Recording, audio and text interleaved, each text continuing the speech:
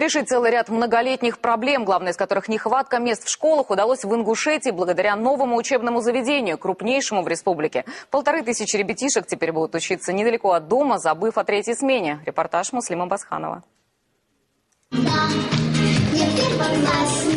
День знаний в этой школе настал позже, чем в других. Накануне вечером здесь шли последние приготовления. Мыли полы, чистили окна, развешивали стенды. Все, чтобы успеть к учебному году теперь уже в самой большой школе Ингушетии на 1500 детей. Здесь очень интересно.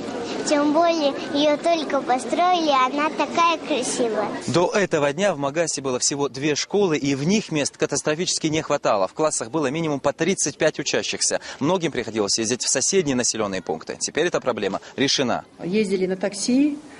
Также девочка у меня в садике, тоже в садик пришлось и его возить. Были очень большие неудобства и в финансовом плане, и по времени. Больше 60 классов для занятий современным оборудованием и масса возможностей для дополнительного образования. Именно здесь появился первый в Ингушетии школьный технопарк. Абубакар Ильясов говорит, что увлекается робототехникой. Рад, что есть и такая секция. Часть этого робота сделана из... Вот эта часть, допустим, сделана 3D принтер. Это вся пластиковая часть сделана из 3D принтера. А все остальное мы уже сделали сами, нацепили датчики и настроили его.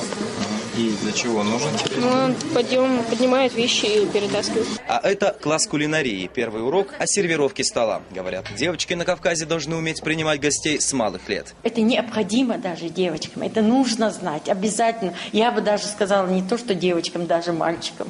Девочки, помимо прочего, учатся не только накрывать столы, но и играть в шахматы. Они помогают думать, лучше развивать. А еще занимаются спортом. Художественная гимнастика для Ингушетии направление новое, поэтому тренеров пригласили из других регионов. Спортзалов здесь 4. Можно заниматься и настольным теннисом, и единоборствами. Многие родители говорят, жаль, что не всем детям довелось ходить в такую школу. У меня 4 детей уже отучились. Такой школы еще не было. Очень много кружков. Даже не знаем, какие кружки выбирать. Для многих республик Северного Кавказа, где традиционно большие семьи, проблема обучения в 2 смены очень актуальна. В таком режиме в Ингушетии работают больше половины школ, но проблема решается, ведь еще несколько лет назад работали и в 3 смены. Мы сейчас 10 школ в этом году не сдали бы, у нас была бы 3-сменка снова. Поэтому у нас ее не будет, и в следующем году, если мы по плану проекты выполним, то я не думаю, что в ближайшие 10-15 лет у нас будет 3-сменка.